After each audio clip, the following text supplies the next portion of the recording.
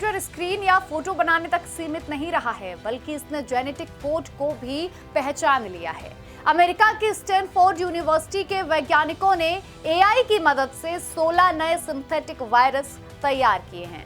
Stanford university की team ने evo नाम के एक एआई मॉडल को जेनेटिक कोड लिखने की ट्रेनिंग दी है। ठीक वैसे ही जैसे चैट जीपीटी हमारी भाषा या टेक्स्ट को समझकर जवाब देता है, वैसे ही ईवो मॉडल डीएनए और जेनेटिक कोड को पढ़ने और खुद से बनाने का काम करता है। कैलिफोर्निया के पालो ऑल्टो में हुई इस रिसर्च के दौरान एक एआई ने लगभग 300 जेनेटिक कोड के सेट बनाकर दिए।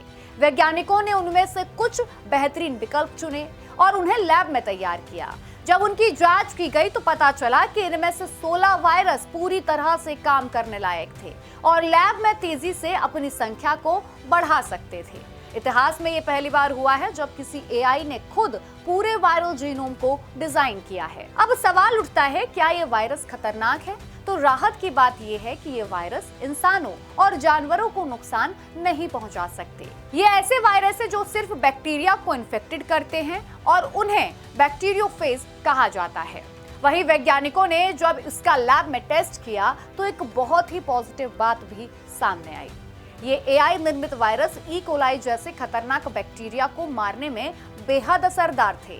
ई कोलाई वही बैक्टीरिया होते हैं जो फूड पॉइजनिंग और पेट दर्द जैसी समस्याएं फैलाते हैं। इसलिए भविष्य में ये वायरस उन सभी इन्फेक्शंस के इलाज के लिए एक नया विकल्प बन सकते हैं जिन पर एंटीबायोटिक्स बेअसर हो जाती हैं। ये एक्सपेरिमेंट मेडिकल साइंस के लिए एक बहुत बड़ी छलांग है, लेकिन इसके साथ ही दुनिया भर के एक्सपर्ट्स ने इसे खतरे की घंटी बताया है। एक्सपर्ट्स का कहना है कि उनको डर है कि अगर इस तकनीक का गलत इस्तेमाल हुआ तो इसका उपयोग खतरनाक बायो वेपन बनाने के लिए किया जा सकता है। तो ये रिसर्च साबित करती है कि एआई अब सिर्फ कोडिंग या तस्वीरें बनाने तक सीमित नहीं रहा। ये जीवन के सबसे बुनियादी तत्वों के साथ भी आसानी के साथ काम कर सकता है। अगर इसका सही इस्तेमाल हुआ तो ये इंसानियत के लिए बड़ी बीमारियों का सटीक इलाज भी खोज सकता है। लेकिन अगर इस पर कड़े नियम और नियंत्रण नहीं रखे गए तो ये पूरी दुनिया के लिए एक बहुत बड़ा खतरा भी बन सकता है।